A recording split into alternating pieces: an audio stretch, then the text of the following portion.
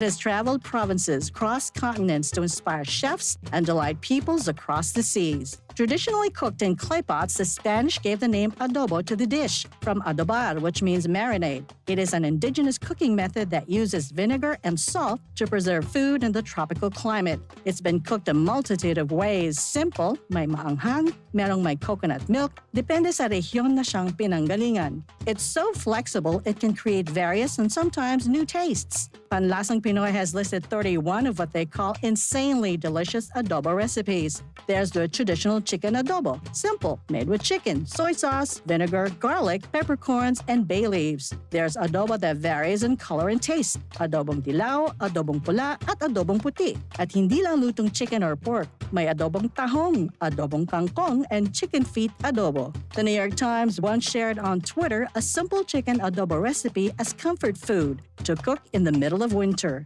The Food Network had its own adobo recipe, and there is apparently a Spanish chicken adobo with chocolate. This humble but iconic adobo is not without controversy. Wikipedia says a trade department once announced plans to standardize the most popular Filipino dishes to make them easier to promote, starting with the adobo. Maraming hindi natuwa at binatikos ang plano. The agency did a 180, said it's not mandatory and will only be done as a benchmark to define a basic traditional recipe para malaman kung tunay na Filipino dish pag nasa international setting. The adobo has been honored abroad, was runner-up in the Best Nouveau Street Food in the 2010 LA Street Food Fest. Philippine Primer says Chef Gordon Ramsay picked a pork adobo burger in Good Morning America's Battle of the Burgers in 2017. One can say the mix of flavors and spices of this iconic dish is a perfect foil for the Filipino character. It has certainly come a long way and has endured all this time. Simple or fusion elaborate version, the adobo remains to warm hearts and please palates. And bringing Tatak Pinoy to the world, just a bonus. Yan ang Pinoy Kultura, because our culture is cool. Time to celebrate kulturang Pinoy. Tradisyon, musika, sining, literatura at iba pa. Anything and everything fun and Filipino. Ito ang Pinoy Kultura. Serving the Republic of the Philippines for more than 75 years. Ito po ang Presidential Broadcast Service. Pakinggan, panoorin, agaran in real time, o balikan sa pag-scroll up and down. Mga balitang dapat malaman, impormasyong tunay at napakikinabangan. Saan ka man, sa buong kapuluan. Babangon sa bagong sigla. Kababayan. Kasama ang social media. Powered broadcaster ng bagong mamamayan. Tapat sa pag-uulat. Ito po ang Presidential Broadcast Service sa Metro Cebu.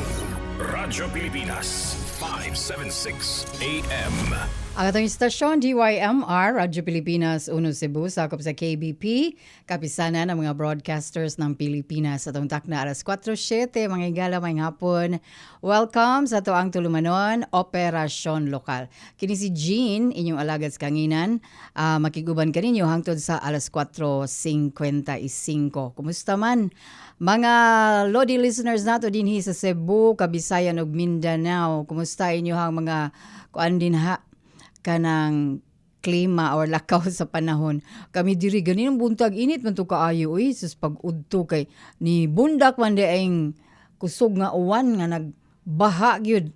Nagbaha jud mi diri sa atubangan. Tagsara ba ni magbaha ri at among atubangan sa dakong pultahan namo. Agoy. Kuan jud kana dali kaayong ni change ang lakaw sa panahon namo diri. Ya karon kuan na lang sana taligsik na lang. Mapagid siya na human taligsik lang. Okay, nahalan sa man di pa lagi na ako makita atong live do. Kung di na ako makita, labaw na ning atong mga listeners ding kakita adera. Ang news update man ni ganina. Wala pa itong live. Sige lang, wato-wato na ito mga gala. Kaya mo sa diring internet, pagkahinaya gid sad. Pero padayon gid ta kay naamay naminaw nato sa radyo. Okay. Ang dako yung panghitabo kaning gahapon mga gala. Kuan kanang katong na sakpan nga naa di ay mga illegal nga mga insect nga gikan jud sa China ba nga naa diri sa Cebu dito sa lungsod sa Mualbual. Nasakpan nga naa di sila pugo-pugo pud ay dito.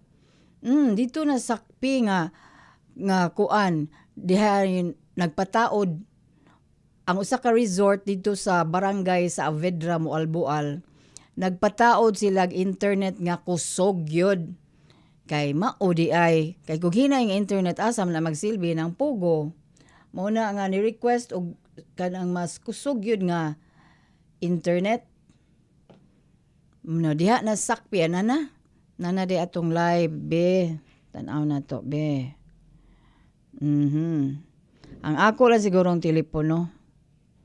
May wang kakuha. Wajud siya. Ay, wag yun nahitabo diri. Way kabaguan sa kong telepono. Sige na lang. Ari, mita ta sa pikas. Karong tao datong tan-aw. Makadakop ba? Makadakop pa sa tuwang live. Alright, so ito ni padayon na istorya, no? 38 ka mga insect. Mga insect yun nga gikan, mga foreigners ba nga insect? Dili ka na mga insect ka na diri na tao, na diri nag-resident na diri daan. Kanang kuan, nasakpan sila. Nga naade sila, na mga insect dito, nga mga undocumented, meaning wala na sila mura ba nasag na smuggle diri padung ba? Kawa na sila ni agi o kanang sa sakto nga agianan. Walay mga dokumento na sila sa ato pa ni lighot ra nagdiso diri sa ato sa Pilipinas kay undocumented man sila. Ni mao na kanang unsa ni 38 ka kuan nahitabo ni siya kay tungod lagi nasakpan kay ang resort nga ilang na dito sila nagpahigayon sa ilahang pogo nga kalihukan, nag-request og stronger internet. Diha nahita na palga na nung illegal nga kalihukan related sa pogo. Kay nag-request og stronger internet connection para kuno mag-operate sa ilahang negosyo. Nahogyod nga naay naghatag og impormasyon nga kanang Happy Bear may tawag sa resort, nag-request og strong high speed pa jud nga wifi. Makaduda ko no. So usa sa mga requirements mag-establish og pogo activities kay kani magyung kuan kaning kusog nga internet kay unsa pagkasaril anang dili kusog nga internet no. May hapon na di si Teresa How nakita na gyud aning teleponoha. Kaning usawang kakita nga abtik man ta kay ni. Tungod siguro kay naglobat na siya. Ingon ana man na dili na magkatinarong ang internet kung lobat na ka kanang pila naman lang ni nabilin? 12. Kay ang kining usa naaman na diri si Teresa How. Ingon siya, "Hi, Ma'am Lodi Jean.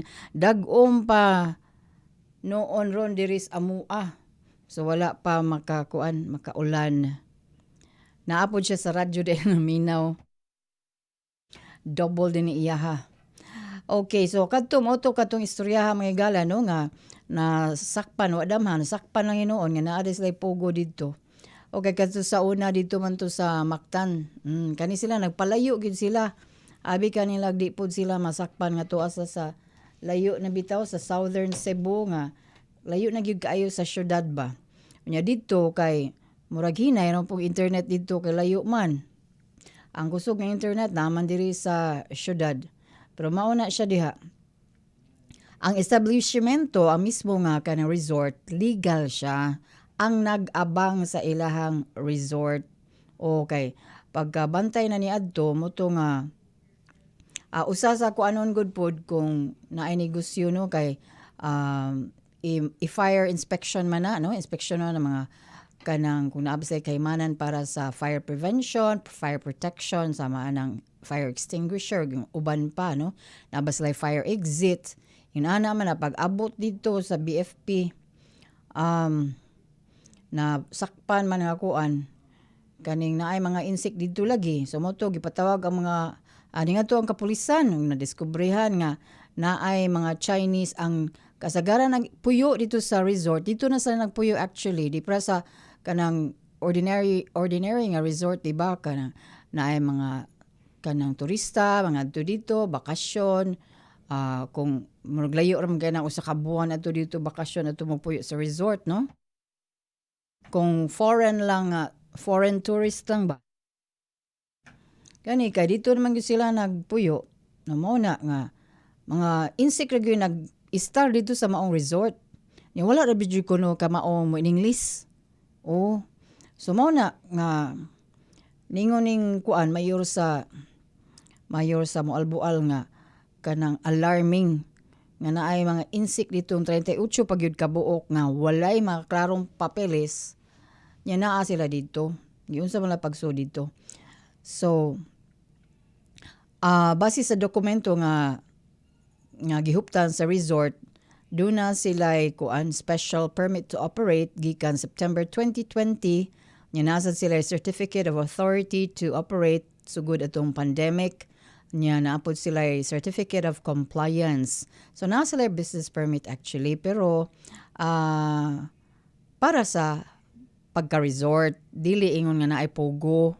King pogo asam na mlukat og kuan illegal man na siya. So mo na kanang kung yun ani, posible pang naapay uban no nga mga lugar basig na sa Northern Cebu, napoy nga nagpalayo jud maayo ba. Kay ron dili kuanan dayon ma-detect sa kapulisan. 4:15 na maminaw sa tag mga pahinumdom.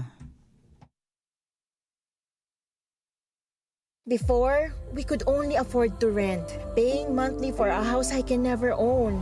But with the help of the government and Pag-ibig Fund, I can finally own a house with affordable monthly payments. Now, I can achieve my dream of a decent home for me and my kids. Even if I still pay monthly, at least I will get the title. Apply now to 4PH Pabahay program because your next move will be to your own home.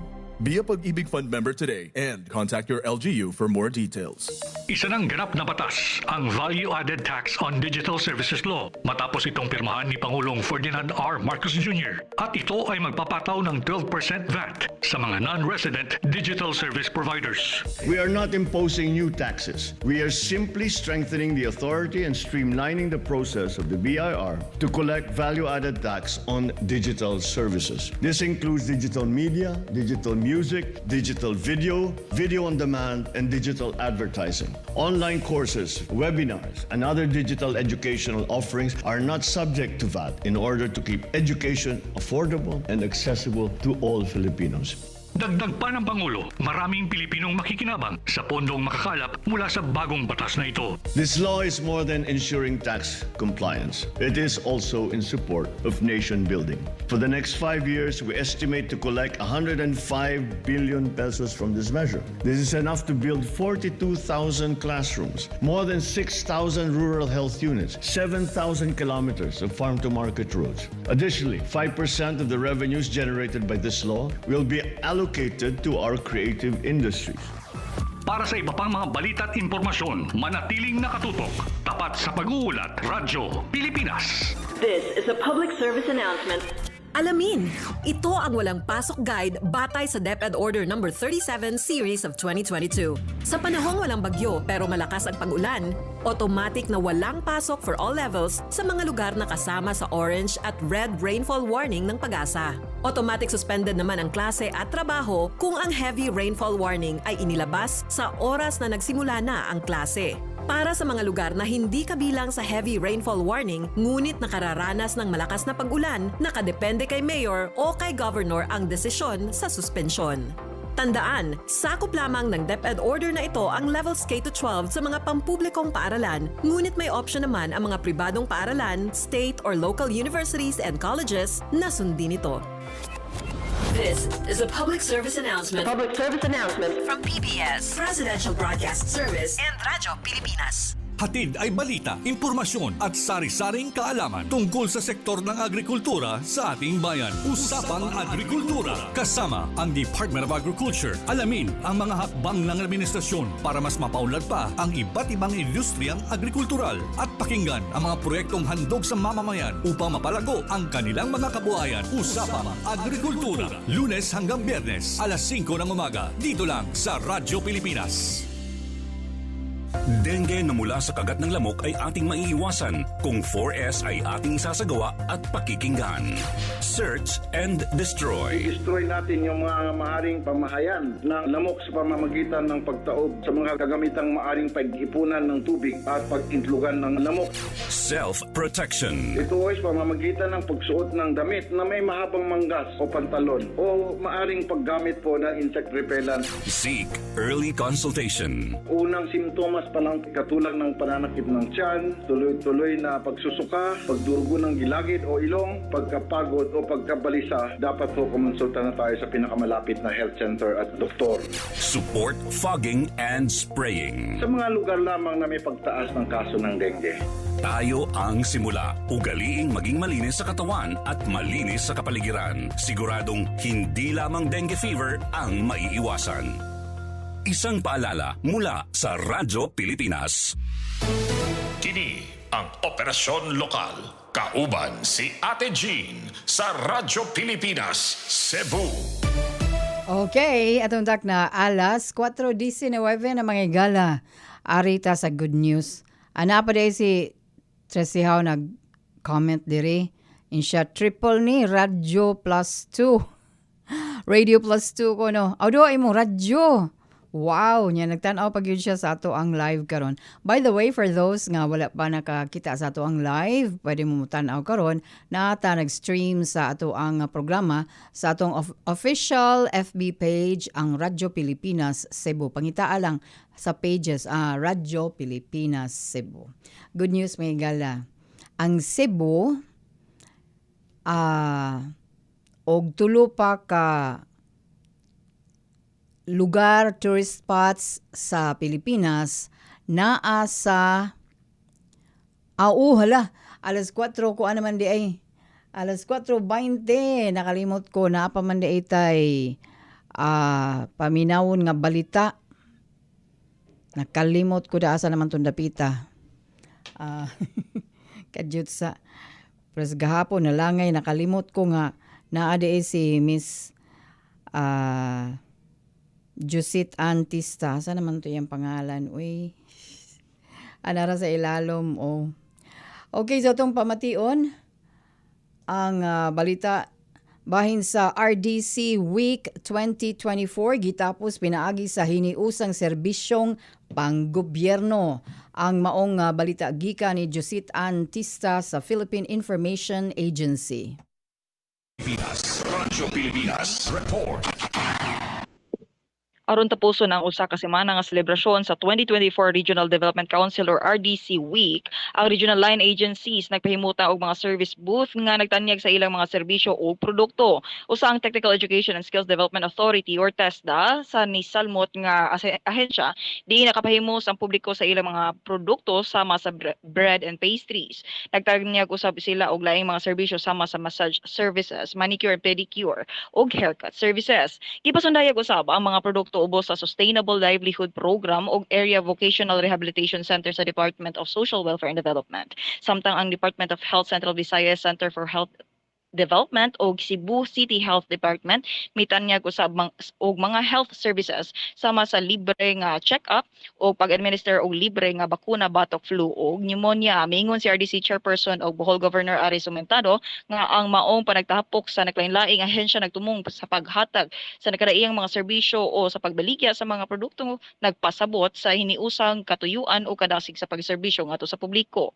Aduna usab ang serbisyo sa GSIS, SSS, PhilHealth, Pag-ibig, Philippine Statistics Authority, Bangko Sentral ng Pilipinas, Department of Agriculture, National Nutrition Council o DTI. Karong tuiga, ang RDC nagselebrar na sa ika-26 katuig so giprogramar ang paghandom sa RDC Week matag katapusang semana sa Setyembre o sa matag tuig. Matud ni RDC Vice Chairperson og National Economic Development Authority Regional Director Jennifer Bratanya nga katuyuan sa maong selebrasyon ang papahinumdum matag tuig kabahin sa katuyuan sa RDC nga mao ang pagpadali sa economic ug social development, pagpalig-on sa partisipasyon sa publiko sa pagdumala o mapaduol ang mga serbisyo sa gobyerno ngadto sa katawhan. Kini si Josette Antista sa PA7 para sa Radyo Pilipinas Cebu.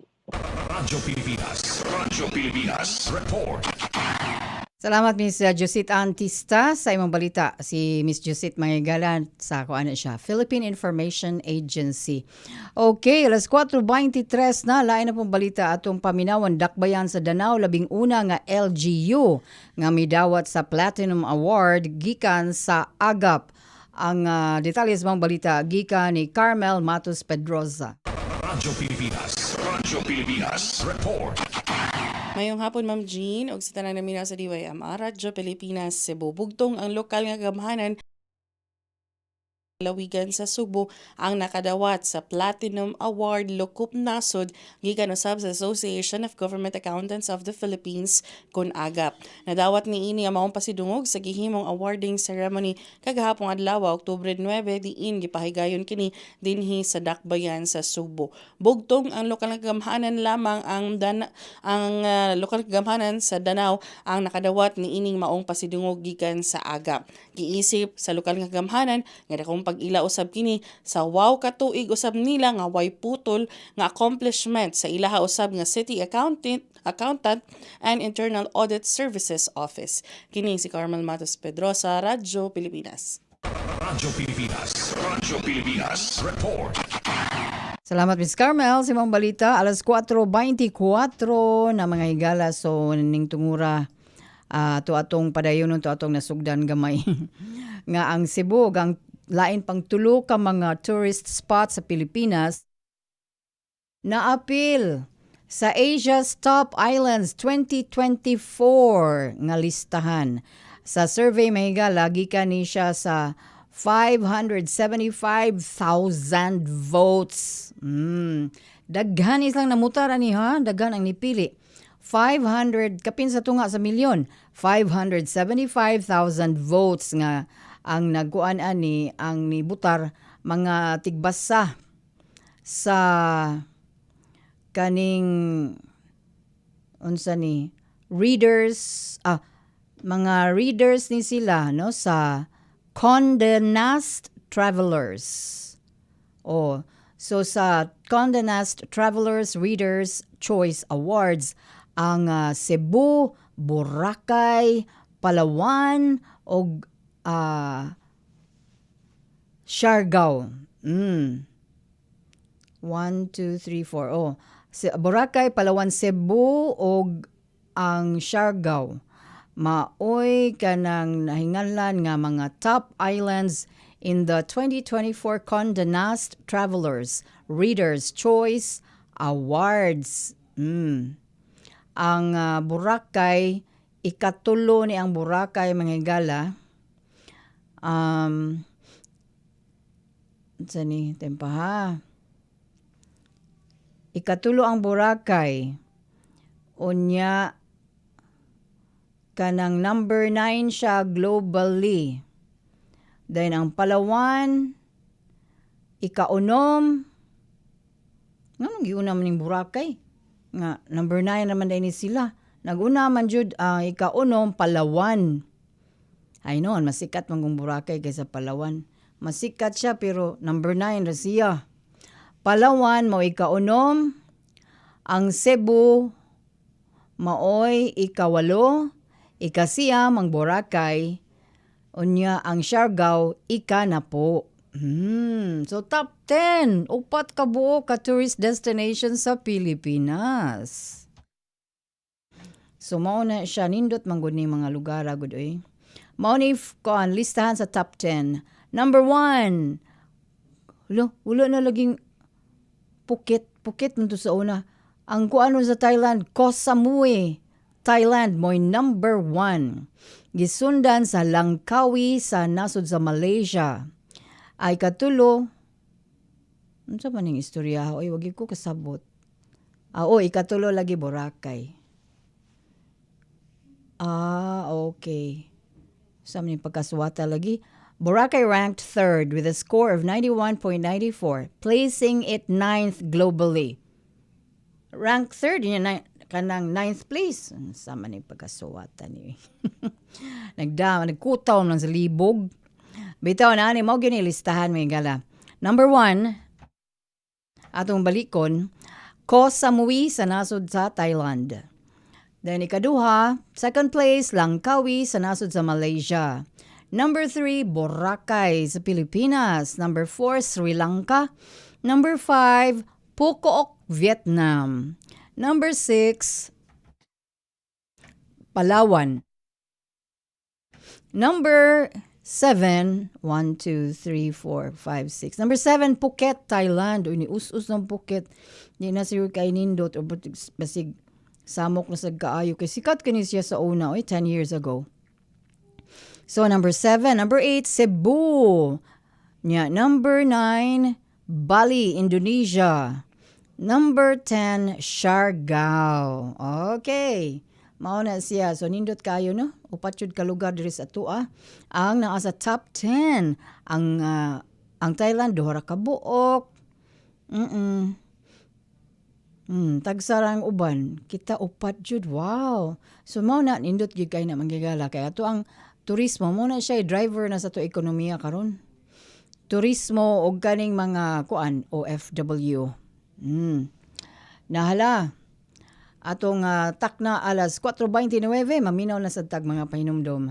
Before, we could only afford to rent, paying monthly for a house I can never own. But with the help of the government and Pag-ibig Fund, I can finally own a house with affordable monthly payments. Now, I can achieve my dream of a decent home for me and my kids. Even if I still pay monthly, at least I will get the title. Apply now to 4PH Pabahay program because your next move will be to your own home. Be a Pag-ibig Fund member today and contact your LGU for more details. Ibinalita ni Pangulong Ferdinand R. Marcos Jr. sa ginanap na joint press conference sa Malacanang kasama si President Yoon Suk Yeol na mas malalim na ang ugnayan ng Pilipinas at South Korea. I am pleased to announce that the Philippines and the Republic of Korea have formally elevated our relations to a strategic partnership, adding further impetus to the strengthening and deepening of our cooperation in an increasingly complex geopolitical and economic environment. Binahagi rin ng Pangulo na ilang kasunduan ang kanilang nilagdaan, kabilang rin ang usapin sa nuclear energy, infrastruktura at turismo. During our fruitful bilateral meetings, President Yoon and I covered several areas of cooperation, including defense and security, maritime cooperation, economic and development cooperation, and people-to-people exchanges. We agreed that we have made significant strides in advancing and deepening our bilateral cooperation towards the attainment of our mutually beneficial goals. Para sa iba pang mga balita at impormasyon, manatiling nakatutok. Tapat sa pag-uulat, Radyo Pilipinas. This is a public service announcement. Alamin, ito ang walang pasok guide batay sa DepEd Order No. 37 Series of 2022. Sa sitwasyon ng pagbaha, automatic na walang pasok for all levels sa mga lugar na kasama sa flood warning ng Pag-asa. Automatic suspended naman ang klase at trabaho kung ang flood warning ay inilabas sa oras na nagsimula na ang klase. Para sa mga lugar na hindi kabilang sa flood warning ngunit nakararanas ng pagbaha, nakadepende kay Mayor o kay Governor ang desisyon sa suspensyon. Tandaan, sakop lamang ng DepEd order na ito ang levels K-12 sa mga pampublikong paaralan, ngunit may option naman ang mga pribadong paaralan, state or local universities and colleges na sundin ito.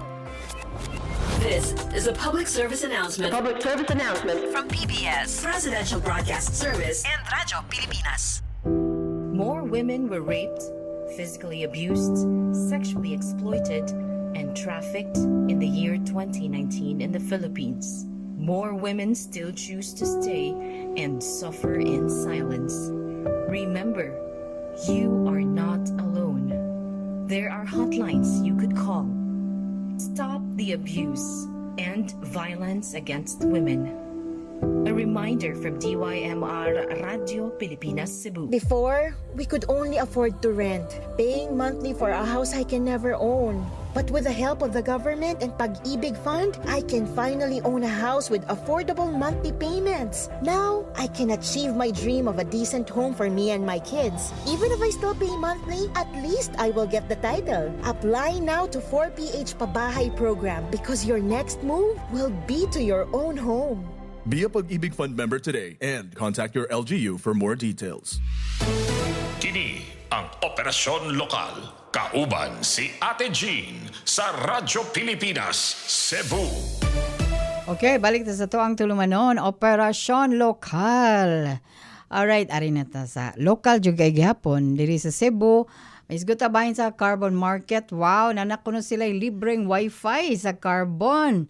Anak kuno kaning interim building sa Carbon Market maoy na ay free wifi aron adto didto kanang kung naay mo bayad og GCash o nana sila internet. Unya mag-promote silang mga produkto, mag-live baron sila sa pagpamaligyan nito sa Carbon o maka-live na sila kay nanay libre nga wifi.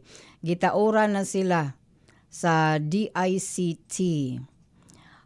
Ubos ni siya sa Paleng QR program sa Dakbayan sa Sugbo.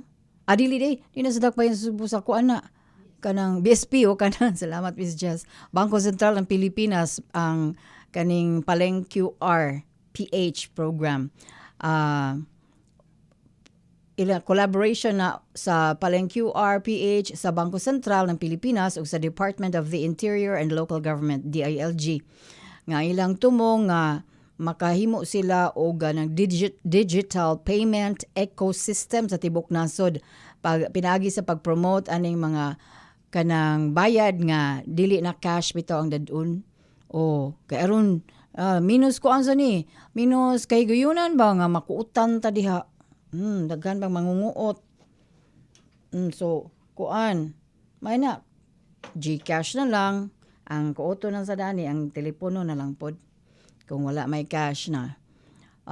And then ang laing tumong ani sa buan maong programa kaning maong proyekto nga mag-promote sa mga cashless payments ug sa cashless payments sa public market ug sa local transportation. Kini pare ba subang nasod bahag bayar mo sila dito more than 20 years magay nas ubang nasod nga kanang kuanra sa una kanang card ra ba iana ipa scan lang nya dayon tuwa ni kaltas na sa imuhang murag debit card ba kaltas na ang pliti ni mo ngadto nya karon kuan na gyud na dito sa ubang nasod sama sa Korea ang telepono na lang nimo mo iana sa kuan kanang scanner nya mo minus na sa imuhang kuan ambot asa na mo kuan sa Singapore kay si Miss Jessa nag-atom ni Singapore ang ana pod ang kuan pagis pagbayad na sinsiyo nga hagbong-hagbong sa kuan tunog-tunog sa pliti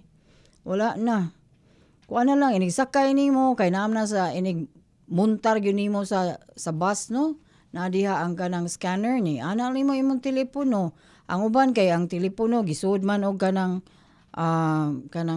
kuan bitaw kanang pouch baron bisag ang pouch ra iyan na maka-detect na dayon nilang kuan so wala na kuan kaning ang imong bag ba dili na mabugat kung daghan kayong sinsiyong sud simong pitaka okay kana naman lang card kano sab kani mahitabos tong nasod no mahitag next year mayngon ani na ni karon kay GCash pamantaron o kanang unsa nang ubang form of payments tingali kanang unsa na Paymaya mga unsa pa so mao na siya ang kuan ang bag-ong kalambuan diha sa Carbon Market unsa ni ingon pa ni City Councilor JP Labella II siya may chairman sa komitiba sa impormasyon ug sa communication technology ba sa ato ang Cebu City Council nga sila din request ngadto sa DICT aron kuno ang mga namaligyaay diha sa Carbon makasave sila sa ilang load sa internet connection para sa Paleng QR. So karon matud pa niya tagaan na lang kuno libreng internet pero gamiton sad kuno responsibly gamiton dili sa kanang mga kuan din ha basta kay ambot ka no unsa kani kakusga ilang internet sa nga kadako biya ng Carbon o mismo ka nang diha sa building sa interim building ba kay daghan may kay na din ang mga vendors nya ang mga tao pa mo appeal pa man gyud na mangutana jud na sila unsay wifi code Nahala atong takna alas 4:38 na ari pugtas kuan. Unsay gibuhat? Unsay operasyon sa BIR diri sa Region 7. Kanang ilang gipangingusgan may gala ilahang paninguha nga maka-detect aning mga wala marehistro nga Airbnb. Aning Airbnb, unsa may tawag na to na app na siya. Nga kanang na siya website nga pwede ka diha imbis na may uban nga kanang mga turista ba nga dili ganahan magpuyo sa hotel. Nya naamay kanang mga balay nga paabangan, mga kondo nga paabangan na nang rehistro na sila sa Airbnb. Nya naa day uban ana nga wala marehistro sa Airbnb. Kanang Airbnb akong baliko na kuan na siya kanang site na siya or kanang app na siya nga mag-cater sa mga kanang short term lang bitaw nga abang. Like for example, turista baron nga moadto dito sa kuan, Argao kay mo tan-aw adtong unsa to na din ang tawag mga whales ba to nang naa sa Oslob di ay dili Argao Oslob. Nya kanang namay mga hotels po dito nya uban usahay kay kanang puno na bitaw nya naay dili puno mahal kaayo kay kibaw man sa daghang foreigners mga dito di naay mga balay-balay sad nga paabangan nya moabang lag balik usak semana ingon ana mura ra siya hotel pero balay lang siya nayuban nga Airbnb gani nga nagyoy nagpuyo sa balay ang tag-iya sa balay nya iyang giparintahan usara ba ka kwarto or duha ka kwarto sa iyahang balay. So ang moabang ana makagamit sa kusina, kanang haray-haray dito sa ilang sofa, sa sala, ana. Mao na siya Airbnb unya. Kanang naam day mga Airbnb kuno nga wala marehistro. So kanang mga condo units daghan kay mga condo units may gala nga kanang mura siya Airbnb ang style kay di man siya hotel. Pero wala silang marehistro sa Airbnb. Naa sila sa Facebook. Nagpaabang sa ilang condo units. O ubang mga real properties nga gi-convert into Airbnb units nga wala marehistro, so wala magbayad og taxes, so magbayad og buhis. Dako ba nang kita baya? Kay kanang condo sa usa ka gamay na siya, mura raman sa na siya hotel. Pero naalan siya kusina. Ang hotel, wala may kusina. Kwarto naman gina siya, higdaanan. Ang kana siyang kuan, mga condo nga gihimong Airbnb, na siya, gamay ka ng condo mga igala, pero na siya kusina nga gamay, hagipot sa kaayo, naasad siya CR nga within that one space ragyod nga kuan bitaw, dako nga kwarto. Adi man sa yung dako nga kwarto, kay mga pila raman na 30 square meters. Gamay ron 30 square meters. Murag dako na si jutay siguro ni among announcers booth diri. No, so mao na siya. Nya mo na gipahingusgan karon sa BIR. Nakig-coordinate sila sa mga condo management pag siguro nga pagtabang aron makatabang ang mga nag-manage sa condo nga pag siguro nga ang mga unit owners nagrehistro gyud sa BIR. Kay kung di ka mo rehistro sa imong negosyo, kuan ba yun na? Kanang, kuan jud, ikihaman ka. So, sa pagkakaroon sa Region 7, sumapa sa BIR, ang nakakontribute yun sa, mostly sa koleksyon sa rehiyon, ang gikan man yun sa kuan, real property industry o sa mga tourism-related industries. Sama aning Airbnb. So, mao na siya nga kanang daghan man kuno kaayo nga nagparenta sa ilang mga espasyo sa ilang balay or kanang ilang mga tibok kondo ung unit nga giparenta. Kanang pero wa marehistro sa BIR. So, way buhis. Sige lang sila naay kita niya. Walay kita ang BIR. Sumao na siya nga kanang usa sa ni baya kanang Airbnb usa ni sa naka pahinay sa ugamay no sa kaning hotel business.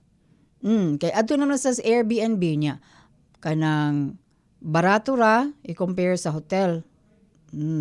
Unya, makakuan pa sila, maulagi makagamit pa sa kusina, sa balay. Napoy uban nga mga Airbnb nga tibok jud balay. Nya rintahan nimo tibok balay, mo na siya ang medyo mahal-mahal kay kung pila ka kwarto ang sa maong balay, syempre mas mahal gyud na siya kaysa atong condo lang, no? Sige, alas 4:43 na. Maminaw sa tag mga pahinumdom. Before, we could only afford to rent, paying monthly for a house I can never own. But with the help of the government and Pag-ibig Fund, I can finally own a house with affordable monthly payments. Now, I can achieve my dream of a decent home for me and my kids. Even if I still pay monthly, at least I will get the title. Apply now to 4PH Pabahay program because your next move will be to your own home. Be a Pag-ibig Fund member today and contact your LGU for more details. This is a public service announcement. Maging handa sa oras ng sakuna. Para sa iyo at sa iyong pamilya, laging siguruhin. Go Bag ay nakahanda at naglalaman ng mga sumusunod. Ilang pirasong damit, ready-to-eat na pagkain at inuming aabot ng 3 araw. Personal na gamit para sa inyong hygiene. First aid kit kabilang ang alcohol, bandages, gamot sa lagnat, ubo at sipon, pati na rin ang inyong vitamins at maintenance medicines. Maglagay ng pito, flashlight, lighter o posporo. Huwag kalimutan ang mga charger o power bank. At higit sa lahat, isama ang mga importanteng gamit gaya ng inyong mga legal na dokumento, IDs, ATM o passbook, insurance at iba pa. This is a public service announcement. From PBS, Presidential Broadcast Service and Radyo Pilipinas. This is a public service announcement. Isang paalala mula sa National Telecommunications Commission, National Capital Region o NTC-NCR. Ang kanilang Oplan Contra Tax Scams. Binabalaan ng publiko na sakaling kayo ay makatanggap ng kakaibang text messages sa mga di kilalang numero o di kaya ay mga text messages na may kahina-hinalang mga link. Huwag pansinin, huwag pindutin, huwag i-click ang link. Ipagbigay alam agad sa NTC website ntc.gov.ph o kaya'y sumulat sa kanilang email na contratextcam@gmail.com. Sa mga panahong ito, huwag padaya, maging wais na madla. Makibahagi sa Oplan Contra Text Scam. This is a public service announcement. From PBS, Presidential Broadcast Service and Radyo Pilipinas. For 53 years, the people suffered from heartless communist terrorists who killed thousands and are killing thousands more. They destroyed families, our youth, and their dreams. There should be accountability for human rights abuses and IHL violations. Our people have had enough of this senseless violence. Thousands have already surrendered for genuine peace and development. Together, victory will be ours.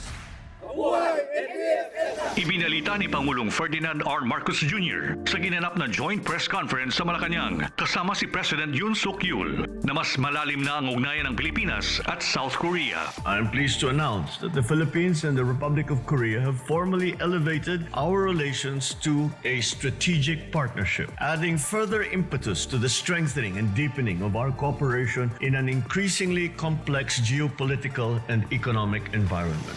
Binahagi rin ng Pangulo na ilang kasunduan ang kanilang nilagdaan, kabilang rin ang usapin sa nuclear energy, infrastruktura at turismo. During our fruitful bilateral meetings, President Yoon and I covered several areas of cooperation, including defense and security, maritime cooperation, economic and development cooperation, and people-to-people exchanges. We agreed that we have made significant strides in advancing and deepening our bilateral cooperation towards the attainment of our mutually beneficial goals. Para sa iba pang mga balita at impormasyon, manatiling nakatutok, tapat sa pag-uulat, Radyo Pilipinas. Kini ang Operasyon Lokal. Kauban si Ate Jean sa Radyo Pilipinas, Cebu. Okay, balik sa itong tulumanon, alas 4:47 na sa kahaponon ning tungura atong pamatiyo ng balita. Bahin sa Kalahi Seeds Program sa DSWD Region 7, nagtigom sila karon aron tukion ang nilabayng pa-implementar sa programa sa tuig 2024. Ang detalye sa mga balita gikan ni Jessa Agua Ilanan. Radyo Pilipinas Report. Maayong hapon, Ma'am Gino, sa tanan na minaw sa DYM Radyo Pilipinas sa Cebu. Nagpadayon karon gani ana sa ikaduhang adlaw ang 3-day Regional Fiduciary Review o Closing Requirements Workshop sa Kalahi Seeds Program kung kapit bisig laban sa kahirapan, comprehensive and integrated delivery of social services. Usa sa mga major programs ubos sa Department of Social Welfare and Development dinhi sa Central Visayas. Lakip sa miapil sa maong panagtigom ang Kalahi Seeds Management, mga sector head, mga area coordinating team ug ang technical working group niini. Ang maong kalihukan naglaraw sa pag-review sa mga disbursement or ang pang-apod-apod, lakip ang mga dokumento o mga rekisitos niini sama sa disbursement voucher and transmittal, mga kompleto nga entry o pagsiguro nga way nakalimtan nga detalye alang sa books of account, ingon man ang pag-reconcile sa nagkalain-lain nga variances sa geotagging web app kung GTWA alang na sa database niini, ang pag-distribute usab sa mga checklist alang sa process sa audit, ang maong panagtapok gihimo usab kini nila nga general assessment sa pag-implementar sa mga programa sa tibok Central Visayas ning tuig 2024. Si DSW7 Promotive Services Division Chief Rosemary Salazar ang ni hangop ngadto na sa 180 ka mga partisipante og naglaraw siya og naglaom nga sa tulo ka adlaw nga activity daghang makutlo og mahatagan og katin-awan ang mga pangutana og clarification ngadto na sa mga nalambigit sa Kalahi Seeds. Kini si Jessa Agua Ilanan para sa Radyo Pilipinas. Radyo Pilipinas Report. Daghang salamat, Ms. Jessa, sa imuhang balita. Nagatod sa tong takna nga dos alas 4:51 na. So, padayon sa to ang operasyon lokal. Si President Ferdinand Marcos Jr. may galato aman sa ni tambong ba sa kaning ASEAN Summit, Association of Southeast Asian Nations, unya usa sa although ganing China wala ko nilabot sa ASEAN mo nang dili ra sila wala man sila mag-apil-apil yung asosasyon, pero kining kung naay summit pareha ning ASEAN kanang APEC, no, as Asia Pacific Economic Cooperation, apil na ang China pero dili siya sakop ana, mo apil lang siya kay talking partner. Mura man na siya maniid sa dito ba? Unsan mi sige hisgutan ini mga tawhan na? Di ra ba ta mimro ani? Pero nakahigayon jud ko no si President Marcos Jr. sa paghisgot bahin sa aning na recent nga panghitabo diha sa West Philippine Sea, no, nga gi-instigate or kanang pahigayon sa China bitaw sa ilang Coast Guard ng mga barko, ilang Navy nga barko, o gana ilang militia ships. O kanisi ko ang nitambong dito ang ilahang premier, kanang marabag Prime Minister nga si Lee Kyung. Nakigtagbo siya sa mga leader sa kaning ASEAN lagi. Pero kanang maingon makigtagbo siya, kanang dili na siya gyud ingon nga kanang bitaw, naa ang tanan nga masakop sa ASEAN. Naara na siya kanang mga dialogo, yun ana. Nasa usahay nga yung ikasturya ang leader sa tulo ka nasod, upat ka nasod, dili gyud ang tanan. Pero nakalugar jud kuno si President Marcos Jr. sa pag-bring up sa issue bahin diha sa West Philippine Sea. Ambot wala mahibaw ig unsay gitubag sa ilahang premier nga si Lee Kyung. Kay ang grabe jud kuno nga diskusyon didto ang kanay mang nahitabo nga bitaw civil war dito sa Myanmar. Mao na yan anak ko no si kuan, pero wa ni gikuan ha kanang as in na dunggan jud nga gi-cover sa mga reporters kay ngun ana migala di man guna siya palingkuran og taga media nga na ilang mga session sila ra jud na unya ang naa sa luyo ana kay naka MC manggugug kuan kanang ASEAN Summit sa mga information ministers bitaw. Unya kuan man na sila naa sila long table unya ug asa naglingkod na nga, for example ang representative sa Pilipinas or ang presidente sa Pilipinas asa na siya maglingkod sa iyang luyo na siya dihay kanang ang iyang mga secretariat, iyang assistant, unsa na siya diha basta kay murag kuan na mga duha or tulo na sila nga maglingkod nga kuan ba luyo sa presidente niya, ang ikaduha luyo sa katong assistant or executive secretary pero sa presidente nga na na siya itsura dito pero wala di gyud na ipa-cover sa media, wala gyud na kanang camera sad.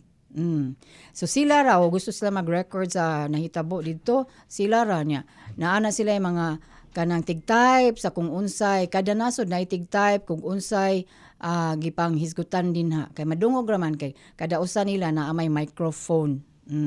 Kada usa nga kanang presidente baron or kada usa nga delegate natagsam sa microphone so madungog gina siya so nara na sa kada grupo kung i-record ba nila video appeal pinagis lang cellphone or i-record lang siya recorder lang audio recorder bitaw so nga na siya pero kani siyang ingon nga naka speaking jukuno si President Marcos, istorya ra ni atol sa kanang sana press conference na. Istorya ra ni sa nagdungog didto. So ni anak kuno si President Marcos, you cannot separate economic cooperation from political security. Pero ambot og wag gibutang wag istorya kung unsay tubag sa China. Basta kaingon lang nakaingon si pero di jud ingon kani pagasultiha you cannot separate economic cooperation from political security. Kuan naman na kanang murag tapo-tapo ra ba murag kanang kuan lang pingis-pingis lang ba di jud ingon nga direkta pagkaisulti unsa man mo nga China nga inyo man ming gibombahan dito nga tubig water cannons unsa man tong inyo man gisaka nga mo ang kuan supply ship ana dili ingon na pagkaistoryaha diplomatiko gihapon kay ang pagkaistoryaha nga wa joy klaro ba di gyud maklaro niya ang China may magkana bungol-bungol in town magpabuta-buta sana pabuta magpakabuta bungol may magkana sa ni ana di gyud nadutlan nga nang klasiyang istorya ra bisa pag imo nang direktaho ng China susmay kay na mo lihis og istorya Alas 4:56 na so dili takoto magingala sa tuang panaguban sa tulumanon operasyon lokal hangtod lang pud og mapuhon mga mailang taglawas kini si Jean maayong hapon atong tanan masunod ay natong news update. Pakinggan, panoorin, agaran in real time o balikan sa pag-scroll up and down mga balitang dapat malaman, impormasyong tunay at napakikinabangan sa